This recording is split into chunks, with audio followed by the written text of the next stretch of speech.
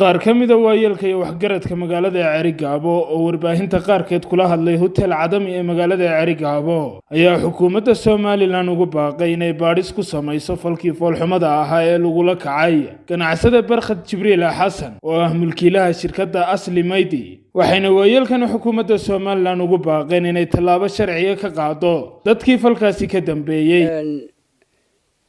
anaga kamid ah waayeelka gobolka Sanaag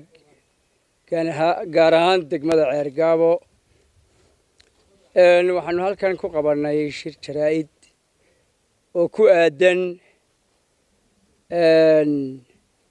xaaladda ka dhacday caasimadda Somaliland ee Hargeysa waxaanu ka falcelinaynaa oo dareenka iyaga aanu runtii aad iyo aad uga xunnahay falka lagaga sameeyay goobta iyada ninka la yiraahdo ganacsade Barkhad Jibriil Xasan runtii aad iyo aad baan uga xunnahay arrinta sidaa u dhacday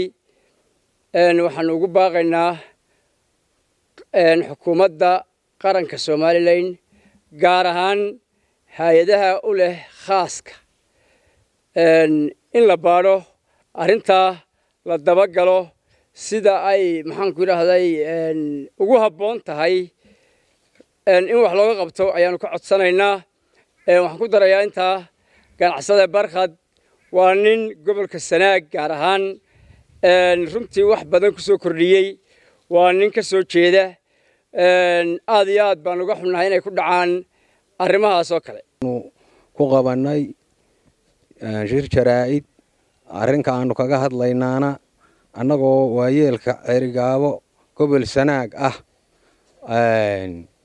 arrinta caasimadda ka dhacday Hargeysa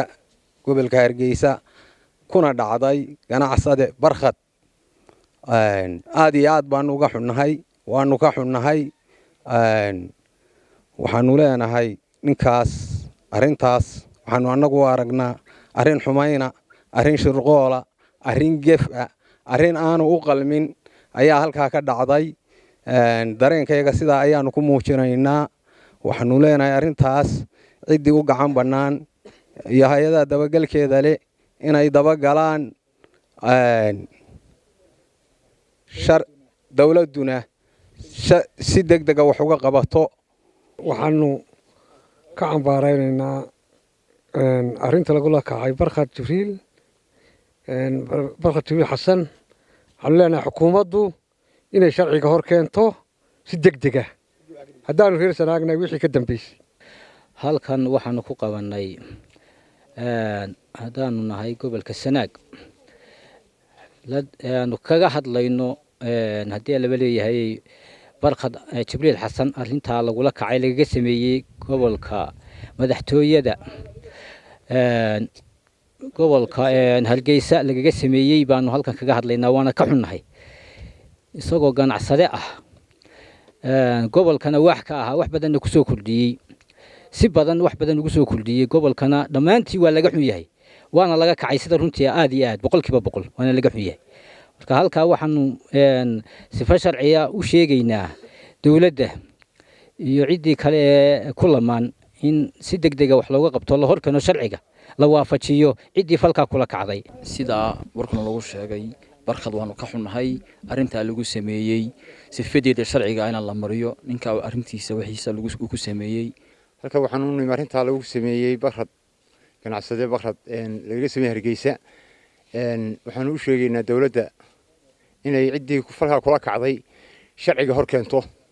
arrinta lagu sameeyay lagaga sameeyay caasimadda Hargeysa aad iyo aad waxaanu leenahay haddaanu nahay beesha reer Cerigabo in dawladdu si degdeg ah wax uga qabato oo shifa sharci ah wax laga qabto haddii kale ajaanib dambe oo imanaya ma jiro Abir Saciid Cali Jaabir Bulshaawi Ariel TV Cerigabo